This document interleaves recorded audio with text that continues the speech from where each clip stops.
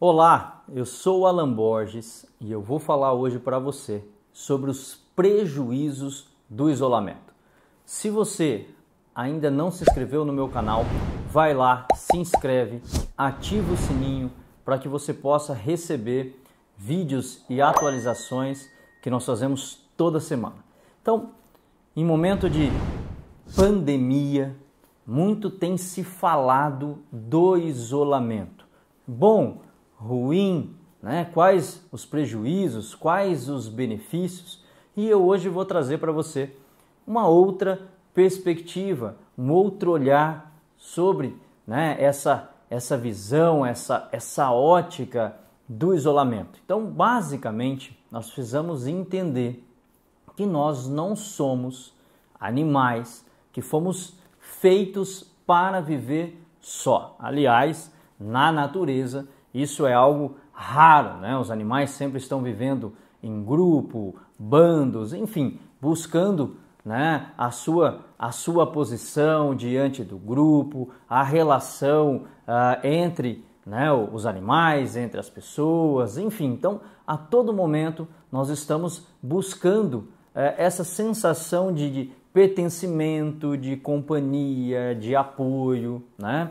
Enfim, então, o isolamento, ele traz um grande prejuízo para a nossa vida, seja do ponto de vista psíquico, emocional e também físico, fazendo com que isso é muito importante. Eu quero que você compreenda o porquê realmente nós temos muito mais prejuízo do que benefício. Todas as formas graves de doença, elas estão ligadas a uma sensação de isolamento. O isolamento, também a gente diz a solidão, a sensação de refúgio, de não pertencer, ela ativa o programa biológico que mais mata as pessoas ou que faz com que os sintomas, qualquer outra doença, se torne muito mais intensa. E por que isso acontece?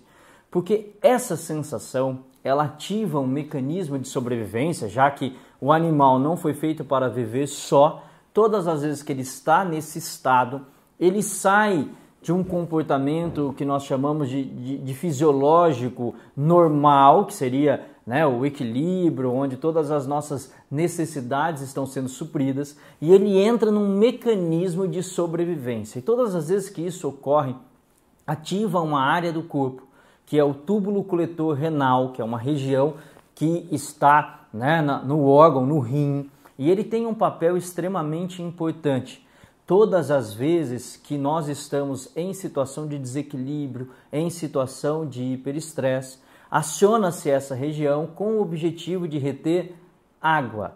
Então, uma característica do indivíduo ou do animal que está se sentindo só, isso é importante a gente perceber. Como, né, as pessoas perguntam, Alan, como que eu vou saber se uma pessoa está diante desse processo ou não? Então, a primeira característica que irá acontecer é a diminuição da frequência urinária. Por que isso ocorre? Porque esta região do rim faz com que o nosso organismo retenha uma maior quantidade de líquido e dessa forma diminui, né, naturalmente a eliminação. Então nós vamos ter uma diminuição da nossa frequência urinária.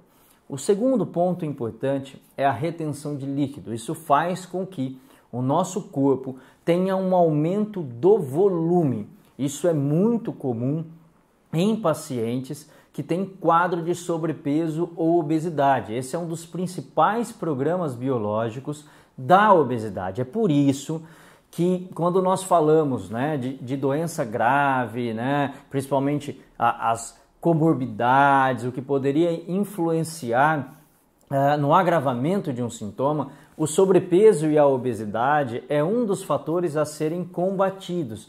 Por que a pessoa que tem sobrepeso ou obesidade, ela pode ter, né, mecanismos mais graves de doença? Justamente porque grande parte dessas pessoas tem esse processo biológico ativo.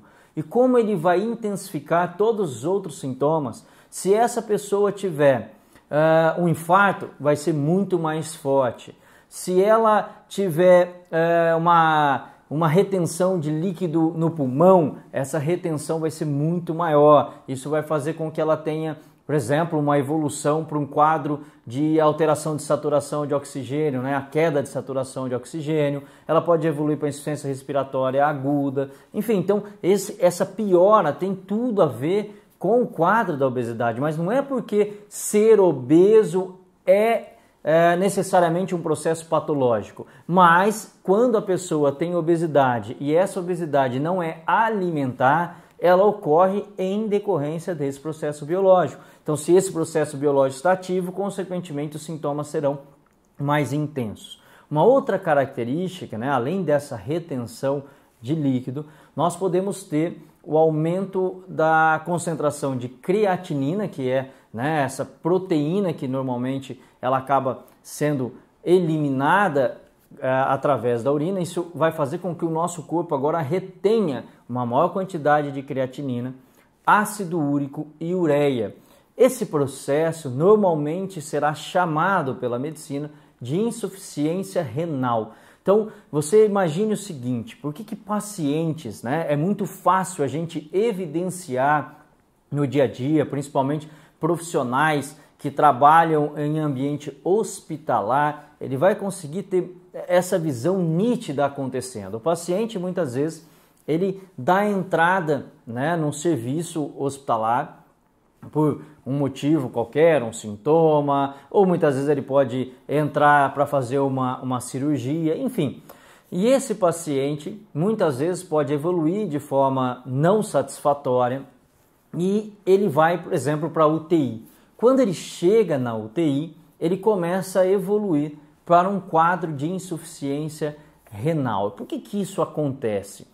Veja que interessante, né? Se nós formos observar, falando aí desse momento do Covid ou de qualquer outra doença, quando o paciente ele é tratado em casa, tá? No ambiente familiar, ele tem muito mais chance de evoluir positivamente, muito mais chance de se curar. A partir do momento que o paciente ele é hospitalizado, ele tem em torno de 40% de chance de ir a óbito. Se ele vai para a UTI, em média, ele tem 60% de chance de ir a óbito. E se ele for entubado, chega a 80% de chance de ir a óbito. Veja que interessante. E muitas vezes as pessoas não conseguem entender, os profissionais da área da saúde não conseguem entender por que isso acontece. Por que pacientes que entram nesse estado, eles acabam tendo uma maior gravidade dos sintomas, né? Os sintomas se tornam mais intensos e muitas vezes esses pacientes evoluem negativamente, justamente porque o ambiente hospitalar é um dos principais ambientes que irão desencadear essa resposta de solidão e isolamento. Por quê? Porque o paciente ele sai do ambiente familiar, ele sai do conforto da casa dele, aonde, né, ele sente que pertence, aonde as coisas, né, o local em que as coisas estão no lugar dele ali, ele tem uma foto, ele tem algum móvel, algo que ele gosta de fazer na casa dele, a cama, o quarto, a sala, a TV, enfim, é onde ele se sente. A gente diz que é a sensação do peixe que pertence ao ambiente marinho, né? Então ele está no habitat natural dele. Então isso faz com que não se ative essa sensação do isolamento e, consequentemente, não há uma hiperatividade do túbulo coletor renal. Porém, quando essa pessoa sai do ambiente dela e chega em um ambiente desconhecido, automaticamente ativa-se essa resposta biológica. Então, quanto mais sensação ele tem de isolamento, de abandono, de refúgio, mais intenso vai ser isso. E por isso que eu digo que o isolamento ele é muito prejudicial, porque quando a pessoa está isolada, automaticamente ela tem muito mais possibilidades de desenvolver sintomas e, consequentemente, sintomas mais graves. Então, esse paciente que está lá na UTI, automaticamente ele vai estar no máximo do isolamento. E muitas vezes, se ele estiver então infectado com teste positivo, ele fica ainda mais isolado. Então, a possibilidade dele não evoluir é muito maior do que do que a possibilidade dele conseguir sair dessa situação. E é por isso que muitos pacientes, quando eles estão caminhando para a morte, eles evoluem para um quadro de insuficiência renal. E por esse motivo, muitos acabam tendo que fazer hemodiálise. Então, uma das coisas importantes é que nós, profissionais da área da saúde, os familiares, as pessoas que estão próximas desse paciente, nós teríamos papel fundamental na construção de um ambiente mais favorável. A posição de um profissional naquele momento pode mudar completamente a história, a evolução clínica do paciente. Por quê? Eu, como profissional da área da saúde, eu posso contribuir para criar um ambiente frio, um ambiente de solidão, um ambiente onde ele vai se sentir peixe fora d'água, ou eu posso criar um ambiente mais favorável. Dependendo da forma com que eu me posiciono, dependendo da forma com que eu converso com o paciente, se eu compreendo essa resposta biológica, eu posso criar um ambiente mais favorável, fazendo com que os familiares possam levar um objeto que conecte esse paciente à vida dele. Um exemplo, um porta-retrato, uma roupa confortável, permitir que esse paciente tenha mais contato com pessoas próximas, com familiares. Então, quanto menos sensação ele tiver de isolamento, maior a possibilidade que ele tem de evoluir. Então, esses são alguns sinais importantes. Outra característica que nos faz imaginar que existe uma resposta biológica que ativou o túbulo coletor renal são pacientes crônicos. A cronicidade normalmente está ligada a esse processo. Por quê? A cronicidade,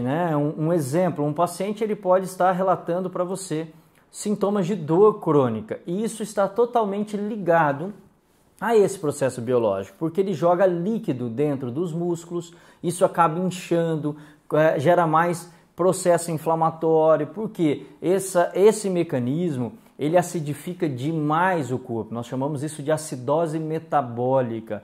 E esse processo, então, vai gerar mais inflamação, mais oxidação. Então, essas pessoas, elas tendem a ter muitas queixas. Então, todos esses pacientes, os pacientes que apresentam as comorbidades, como eu já citei, a obesidade, muitas vezes quadros de diabetes, a própria insuficiência renal. Então, são todos processos aí que nos conectariam com a possibilidade da ativação do túbulo coletor renal. Então, se nós formos observar as campanhas de isolamento, elas são pouco eficazes e, na maioria das vezes, se tornam prejudiciais, porque as pessoas que estão em isolamento terão maior possibilidade de desenvolver a forma mais grave da doença, os sintomas. Então, imagine o seguinte, falando desse momento de pandemia,